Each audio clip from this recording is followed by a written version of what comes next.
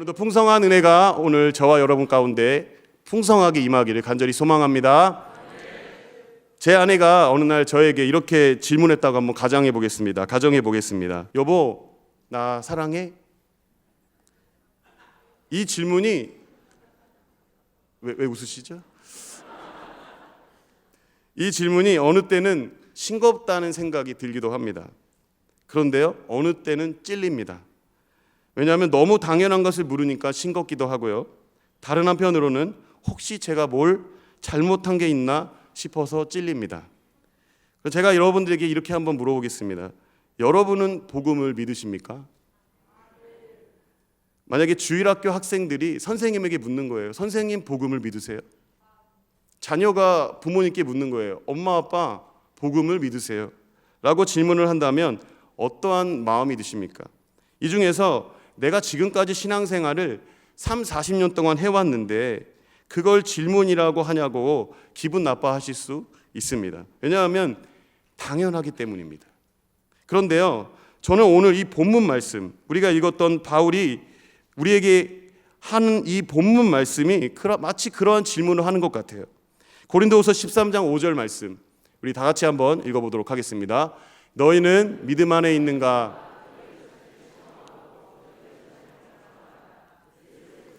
너희 안에 계신 줄을 너희가 스스로 알지 못하느냐? 그렇지 않으면 너희는 버림받은 자니라. 아멘. 내가 지금 목사인데 신앙생활을 한 지가 지금 40년이 다 되어 가는데 이런 질문을 받으면 기분이 나쁠 수 있습니다. 한 번 믿으면 구원의 확신을 가지고 살아가기 때문에 구원이 절대 흔들리지 않는 것인데 왜 바울은 구원의 탈락의 가능성을 우리에게 이야기하고 있는 것 같은 느낌을 오늘 말씀하고 있는 걸까요? 칼빈의 교리를 따르면은 구원의 서정 가운데 성도의 견인이 있습니다. 성도의 견인이 있어요. 근데 구원은 인간에게 있지 않기 때문에 구원은 전적인 하나님의 선물임을 믿습니다. 하나님의 선물이기에 하나님께서 구원하시고자 하시는 자녀를 끝까지 그 믿음의 길로 지키시고 걷게 하신다는 것입니다. 그런데 오늘 본문은요, 마치 구원의 탈락 가능성을 이야기하고 있는 것처럼 보입니다. 사복음서를 보면은 예수님이 여러 가지 말씀을 하셨지만 사복음서에서는 예수님께서 구원의 확신에 대한 언급을 하고 계시지 않습니다. 오히려 예수님은 지옥에 관해서도 많이 말씀하셨고요. 뿐만 아니라 양과 염소, 알곡과 가라지 비유를 하시면서 마치 구원에서 탈락할 수 있다는 가능성을 우리에게 열어두고 말씀하고 계시는 것 같습니다. 마태복음 7장 22절에서 23절의 말씀에 보면은 그날에 많은 사람이 나더러 이르되 주여 주여 우리가 주의 이름으로 선지자 노릇하며 주의 이름으로 귀신을 쫓아내며 주의 이름으로 많은 권능을 행하지 아니하였나리까 하리니. 이렇게 주의 이름으로 귀신도 쫓아내고요, 많은 권능도 베풀었고 선지자 노릇도 했는데 하나님께서 그들에게 이렇게 얘기하는 거예요. I don't know you. 나 너 모른다. 분명히 우리는 하나님의 이름으로 사역을 하고 하나님의 교회를 다니면서 하나님의 일을 했는데 하나님이 어느 날 우리에게 이렇게 얘기하시는 거예요. 나 너 모른다. 이렇게 얘기하신다면 여러분 어떤 마음이 드십니까? 요한복음 15장 6절 말씀에도 보면은 사람이 내 안에 거하지 아니하면 가지처럼 밖에 버려져 마르나니 사람들이 그것을 모아다가 불에 던져 사르느니라. 마치 사람이 의지적으로 포도나무에 거해야 하는 것처럼 이야기하고 있습니다. 그래서 저는 굉장히 혼란스럽더라고요. 과연 하나님께서 우리에게 베풀어 주신 구원이 우리의 행위로 말미암아 탈락되어질 수 있을까? 그런데요, 제가 이번 설교학회를 통해서 깨달은 바가 하나 있습니다. 그 설교학회 주제가 히브리서를 어떻게 설교할 것인가라는 주제였는데요. 히브리서 6장 4절에서 6절 말씀에 보면은 이런 말씀이 있습니다. 한번 빛을 받고 하늘의 은사를 맛보고 성령에 참여한 바 되고 하나님의 선한 말씀과 내세의 능력을 맛보고도 타락한 자들은 다시 새롭게 하여 회개하게 할 수 없나니, 이렇게 얘기하는 거예요. 이 말씀을 보면 예수님을 믿은 후에도 은혜를 잃을 수 있다는 것일까요? 아니면 한 번 떠나면 다시 돌아올 수 없는 것일까요? 그런데 이 말씀에 대해서 이렇게 말씀하시더라고요. 이것은 교리적 권면이 아니라 목회적 권면이라는 거예요.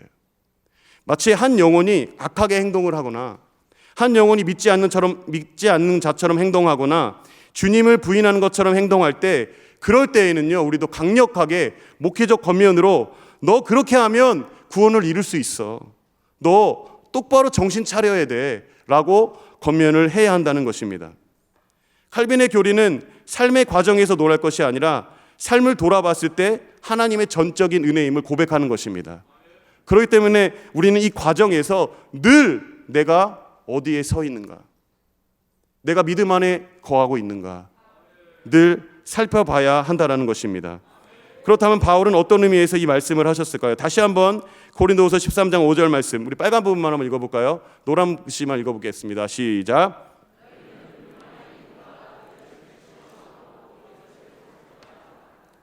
아멘. 고린도 교회가 문제가 참 많은 교회였습니다. 여러분도 아시겠지만 당파도 지어진 교회였고요. 그 다음에 굉장히 도덕적으로도 문란한 교회였고요. 신학적으로도 굉장히 문제가 많은 교회였습니다. 어떻게 보면은 바울을 마땅치 여기지 않는 교인들도 있었어요. 그럼에도 불구하고 근데 바울은요, 고린도후서 고린도전서를 쓰면서 이 고린도 교회에 다니는 그 성도들이 믿음이 없는 자라고 이해하지 않습니다. 그럼에도 불구하고 그들은 믿는 자라고 이야기하고 있는 것입니다. 고린도후서 1장 24절 말씀 보시면은 우리가 너의 믿음을 주관하려는 것이 아니요 오직 너희 기쁨을 돕는 자가 되려 함이니 이는 뭐라고요? 너희가 믿음에, 고린도 교회 성도들이 믿음에 섰다고 얘기하는 거예요. 그런데 왜 바울은 고린도후서 초창기에는 왜 믿음에 섰다고 이야기하면서 왜 후반기에 가면서 강한 어조로 메시지를 전하고 왜 고린도후서 13장 5절에서는 왜 믿음 안에 서 있는가라고 우리에게 그렇게 강력하게 이야기하고 있는 것일까요? 이거는 모순이 있는 것 같지만 바울이 너희 자신을 시험하라고 했을 때 그것은 주관적인 시험을 의미합니다. 어떠한 기준을, 객관적 기준의 시험을 삼아서 이 정도 하면 통과한다라는 그 시험이 아니라 주관적인 시험, 즉 뭐냐면 날마다 자기 자신을 시험하고 날마다 내가 믿음 안에 거해 있는지 살펴보라는 말씀입니다. 그렇다면 무엇을 시험하고 확증해야 할까요? 고린도서 13장 5절 다시 보면은 노란 글씨를 보면은 함께 노란 글씨만 읽어볼까요? 시작. 아멘. 무엇을 확인하냐면 우리가 신앙생활을 하고 우리가 한 번 들은 복음일지라도 매일매일 우리는 내가 예수 안에 거하고 있는가, 내가 복음을 고백하고 있는가, 내가 주는 그리스도시요 살아계신 하나님의 아들입니다 라는 고백을 내가 날마다 하고 있는지, 내가 그 고백을 하고 있는지 확인하라는 것입니다. 인생의 풍파가 오면 매우 불안하고 흔들리고 고난과 시련이 두려워서 내게 믿음이 있는지 잘 모르겠다는 사람들이 있어요. 그러한 사람들에게 야, 흔들리면 믿음 없는 거니까 절대로 흔들리지 말라, 이런 의미에서 자신을 시험하고 확정하라는 것이 아니라 바울은요, 그러한 상황 가운데에서도 여전히 예수 그리스도가 나의 구원자이시고 하나님의 아들이라신 고백을 네가 하고 있는가. 예수님을 처음 믿을 때는 기도 응답도 굉장히 빠릅니다. 신바람이 나요. 기도 응답이 빨리빨리 되는 거예요. 그런데 시간이 지나면 지날수록 잘 모르겠는 거예요. 내가 예수님 믿고 있는가? 내가 지금 예배를 드리고 있긴 있는데 내가 지금 예배를 제대로 드리고 있는가? 내가 매너리즘에 빠져 있는가? 때로는 자신이 없을 때도 있어요. 흔들릴 때도 있지만 그럼에도 불구하고 여전히 주님이 나의 주인이십니까? 그럼에도 불구하고 그 주님이 여전히 나의 주인임을 고백하고 있냐고 우리에게 묻고 있는 것입니다. 사복음서에서 말씀하시는 예수님과 그럼 히브리서와 바울의 이야기를 종합하면 지금 현재 내가 예수 안에 있는가 확인함으로 그 사실로 위로받고 새 힘을 얻으라는 것입니다. 복음을 통한 구원은 한 번의 고백으로 단회적으로 끝나는 것이 아니라 그리스도와의 연합을 통해서 그리스도와 함께 사는 삶을 의미합니다. 과거에 믿었으면 됐지, 과거에 한번 고백했으면 됐지, 그게 아니라 과거에 고백한 것도 현재도 지금도 내일도 우리는 고백해야 합니다. 주는 그리스도시요 살아계신 하나님의 아들입니다. 그리고 우리는 날마다 복음을 들어야 될 줄 믿습니다. 복음은 처음 들을 때 한 번 듣고 동의하는 것으로 끝나는 것이 아닙니다. 우리는 매일매일 복음을 들어야 합니다. 우리는 그리스도께 속했지만 여전히 세상에 있기 때문에 끊임없이 자기 중식적이 되고 세상에 보이는 것들에 마음을 빼앗겨 살게 됩니다. 그래서 매일 복음을 들어야 합니다. 우리가 일어날 수 있는 힘도 복음임을 믿습니다. 그래서 당신은 복음을 믿습니까? 라는 이 질문은 기분 나쁜 질문이 아니라 다시 한번 나의 옷깃을 여미는 질문입니다. 내가 지금 그리스도를 제대로 믿고 있는가? 내가 구원의 감격에 지금 내가 사로잡혀 있는가? 개혁주의 신학에서 하나님의 불가해적 속성을 말할 때 사용하는 용어로 자존성이라는 말이 있습니다. 이 말은 쉽게 말씀드리면 하나님은 스스로 만족하시는 분이십니다. 스스로 만족하는 분이시기 때문에 인간의 기도나 예배를 필요로 하지 않는 분이라는 의미예요. 그런 의미에서 하나님은 본유적으로 우리가 없으면 안 되는 분이라서 자기의 필요를 채우기 위해서 예배하고 기도하고 헌신하라고 요구하시는 분이 아니라는 거예요. 하나님은 오히려 삼위일체 하나님 안에서 자족하는 분이지만 우리와 함께 관계를 통해 기쁨을 누리기로 정하셨다는 거예요. 그 관계를 통해 행복이 완성되기로 하나님께서 작정하셨다는 거예요.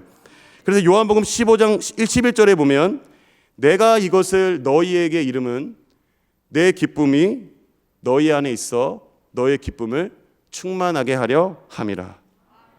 아멘. 기도도 마찬가지예요. 하나님은 우리 기도 없이도 일하실 수 있습니다. 그런데요, 그 하나님은 우리의 기도를 통해 일하시기로 작정하셨습니다. 우리 기도 없이도 일하실 수 있는 분이 우리의 기도를 사용하기로 하셨다는 거예요. 오히려 답답한 인간을 사용하기로 하셨다는 거예요. 하나님이 하시면 더 일이 편한데 하나님은 그럼에도 불구하고 그 연약한 인간을 들어 세우셔서 실패가 많은 인간을 들여 세우셔서 그 인간을 구원의 역할에 자신의 구원의 계획에 사용하기로 작정하셨다는 것입니다. 여러분, 다른 하나가 교회입니다. 하나님은 연약하지만 베드로의 주는 그리스도시요 살아계신 하나님의 아들이십니다 라는 이 고백 위에 교회를 세우셨습니다. 교회가 완벽해서가 아니에요. 이후에 베드로는요, 예수님이 십자가를 지려고 할 때 예수님을 꾸짖은 사람이 바로 베드로입니다. 그래서 예수님이 사단아 뒤로 물러가라고 이야기했어요. 그럼에도 그 예수님은 그 고백을 귀하게 보셨다라는 거예요. 그 고백 위에 교회를 세우셨다라는 거예요.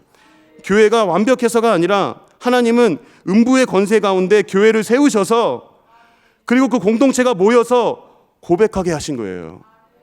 음부의 권세 가운데 살아가지만 주는 그리스도시요 살아계신 하나님의 아들이십니다. 우리의 주인은 예수 그리스도입니다 라고 고백하고 그 복음을 선포케 하셨습니다. 하나님은 실제로 교회 없이도 일하실 수 있지만 교회를 통해 일하시기로 작정하셨습니다. 그러기에 교회가 너무나도 귀한 거예요. 교회 공동체가 너무나도 귀합니다. 말씀을 듣는 것이 너무나도 귀합니다. 우리는 하나님께서 음부의 권세 가운데 세워주신 교회 공동체 안에서 그래서 매일 복음을 들어야 할 줄 믿습니다. 이렇게 생각할 수가 있어요. 목사님, 말씀을 듣는데 너무 무료해요. 예배가요, 매너리즘에 빠진 것 같아요. 부흥회 때는요, 번쩍 말씀이 뜨거워서 내 가슴이 뜨거운데 일반 예배를 드려보면 내 마음이 예배를 드리고 있는지 내가 지금 시간을 때우고 있는지 내가 잘 모르겠어요.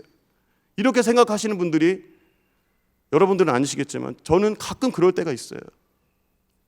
그런데요, 오래전에 브리티시 위클리라는 잡지 편집자의 한 독자가 설교 무용론에 관해서 글을 올렸습니다. 제가 읽어드리겠습니다. 한번 띄워주시죠. 이렇게 글을 올린 거예요. 나는 30년 동안 교회에 다녔습니다. 그 30년 동안 나는 약 3,000편의 설교를 들었지만 지금 기억나는 설교는 단 한 개도 없습니다. 내 생각에 목사들은 불필요하게 많은 시간을 설교 준비에 사용하고 있는 것 같습니다. 설교 준비에 사용하는 시간을 차라리 다른 곳에 사용하는 것이 낫지 않을까요? 이 질문을 한 거예요. 설교 무용론이죠. 설교 준비 대충 해도 된다라는 거예요. 이 글이 올리고 나서 찬반 댓글이 막 달려져 있었대요. 그런데 그 찬반 댓글을 잠재우는 글 하나가 올라왔습니다. 그 글이 바로 이 글입니다. 한번 볼까요? 나는 아내와 30년 결혼 생활을 했습니다. 결혼 기간에 아내는 저를 위해 약 3만 끼의 식사를 준비했습니다. 30년이 지난 지금 나는 정말 감동적이던 식사는 한 끼도 기억하지 못합니다. 큰일 날 소리죠. 큰일 나요. 그런데요, 하지만 내가 분명히 믿는 사실은 기억조차 할 수 없을 만큼 당연한 듯이 받은 그 식사들이 나를 견디게 만들어주는 힘을 공급했다라는 것입니다.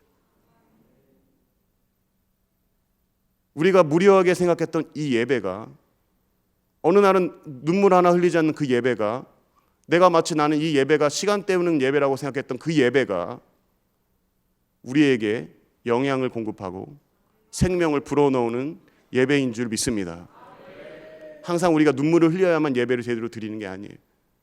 항상 우리는 감정에 따라 예배 드리지 않고 항상 우리는 복음을 들어야 될 줄 믿습니다. 만나를 경험한 이스라엘 백성들이 처음에는 너무 신기했어요.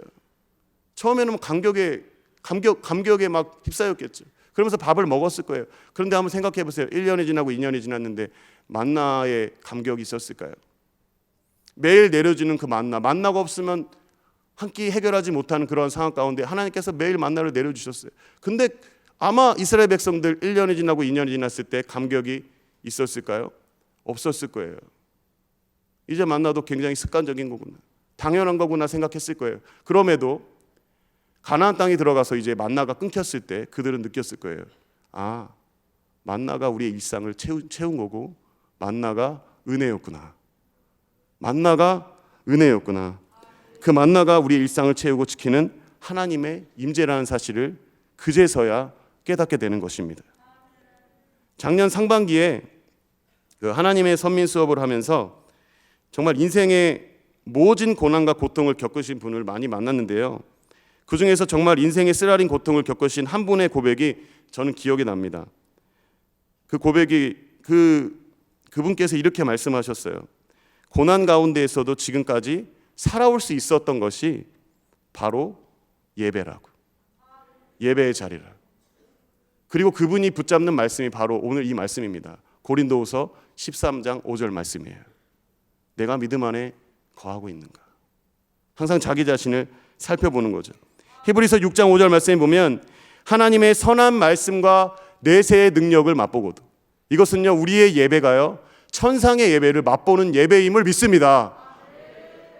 예배에서 천상의 예배를 맛보는 거예요. 그리고 세상에서 살아갈 수 있는 힘을 얻는 겁니다. 그리고 예배에 우리는 성공해야 하는 겁니다. 예배에 나와야 되는 거예요. 모이기에 힘써야 되는 거예요. 그래서 모여서 복음을 듣고 서로가 서로에게 주는 그리스도시요 살아계신 하나님의 아들입니다. 우리는 이 고백을 해야 될 줄 믿습니다. 한 걸음 더 나아가서 이 말씀은요 우리에게 믿음의 여행에서 우리가 혼자인 것 같지만 우리가 혼자가 아니라는 사실을 기억하라는 거예요. 그리스도가 우리와 함께 있고 우리 안에 살고 계심을 늘 기억하라는 말씀입니다. 고린도후서 13장 5절 말씀 다시 한번 처음부터 끝까지 읽겠습니다. 시작.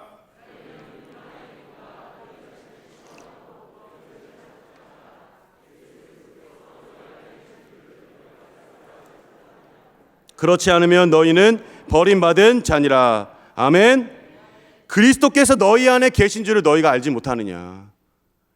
인생의 여정 가운데 홀로 있는 것 같을 때 기억하라는 거예요. 그리스도가 우리와 함께 하신다. 저는 고등학교 시절에 유행가를 불렀는데 불러봐도 될까요? 저기 한번 불러봐도 될까요? 네, 약간 성경적이거든요. 힘이 들 때 하늘을 봐 나는 항상 혼자가 아니야. 비가 와도 모진 바람 불어도 다시 햇살은 비추니까. 복음성 같지 않습니까? 예. 앞에 구절 한번 띄워주세요. 앞에 힘이 들 때 하늘을 봐. 근데 이거는 이제 이분은 성경적 고백을 한 건 아니고요. 나는 항상 혼자가 아니야. 할렐루야. 우리가 혼자가 아닌 거예요. 그리스도께서 우리와 함께 하심을 믿습니다. 또한 이 고백은요, 우리가 한 공동체로 모여졌기 때문에, 우리가 다 한 공동체잖아요. 그러니까 서로가 서로에게 격려하고 지지함으로 믿음 안에 거하도록 격려하고 지지하라는 거예요. 혼자가 아니라는 거예요.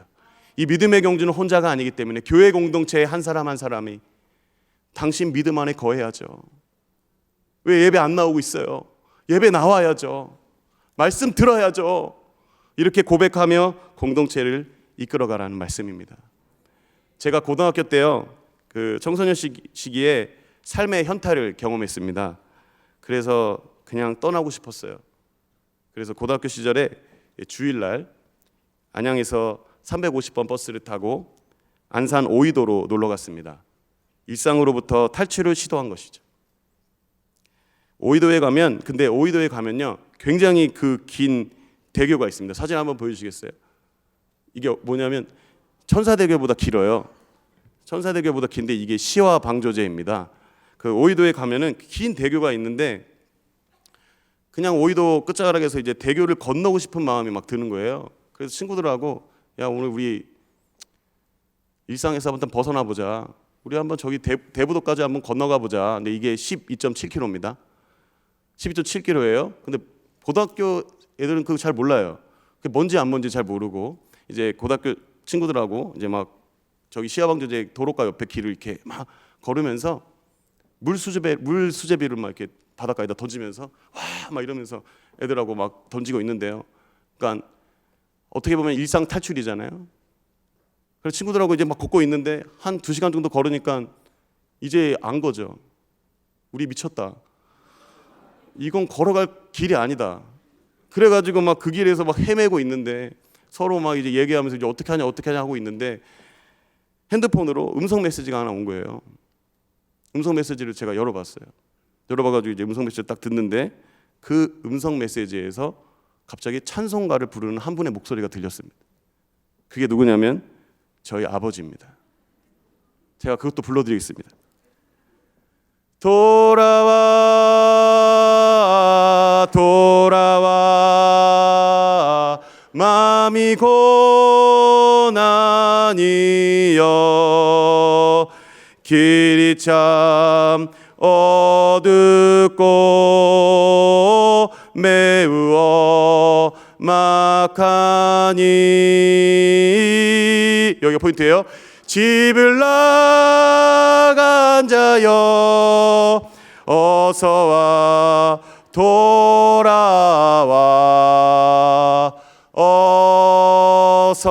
어서와 돌아오라. 아멘. 저는요 이게 하나님의 음성으로 들리더라고요.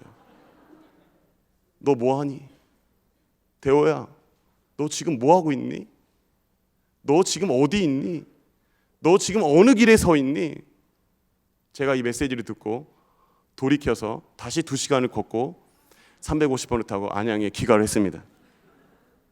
여러분, 믿음 안에서 떠내려고 할 때 가정 공동체가 이 일을 해야 할 줄 믿습니다. 가정의 자녀들에게 이 일을 해야 할 줄 믿습니다. 교회 공동체 안에서 서로가 서로에게 이렇게 해야 할 줄 믿습니다. 주일학교 선생님이 다음 세대들에게 이렇게 해야 되는 거예요. 네가 복음 안에 지금 거하고 있니? 너 예수 안에 거하고 있니? 너 예수는 그리스도시요 살아계신 하나님의 아들임을 지금도 고백하고 있니? 예전에 고백한 거 말고 너 지금도 주는 그리스도시요 살아계신 하나님의 아들임을 고백하고 있니? 이것을 서로 우리는 이 공동체가 이 교회가 서로가 서로를 확인하면서 믿음의 여정을 걸어야 될 줄 믿습니다. 저는요 슈트를 입는 것을 굉장히 좋아합니다. 그런데 제가 사복과 다르게 이렇게 슈트를 입고 다닐 때의 특징이 하나 있어요. 그때는 진흙탕을 걷든 어디를 걷든 저는 제 옷을 늘 점검합니다. 옷이 뭐가 묻었는지 안 묻었는지. 그리고 거울 앞에 서서 타의가 똑바로 됐는지 안 됐는지 저는 항상 저를 살펴봅니다. 저는 이것이 그리스도인의 삶이라고 생각합니다. 늘 말씀 앞에서 나 자신을 비춰보고 늘 내가 그리스도 안에 내가 살아가고 있는지 살펴보는 삶, 이것이 바로 그리스도인의 삶이라고 저는 생각합니다. 사랑하는 모든 성도님들, 2023년도에는 예배에 성공합시다. 우리 예배 자리 떠나지 맙시다. 비록 무료한 시간인 것 같은 느껴질지라도 여러분, 그것이 여러분을 살리는 귀한 시간임을 믿습니다. 2023년도에는 기도의 자리에서 승리하시고 말씀의 자리에서 날마다 복음으로 말미암아 새 힘을 얻고 주님께서 주신 능력으로 세상 가운데에서도 승리하며 살아가시는 저와 여러분 되시기를 간절히 소망합니다. 아멘.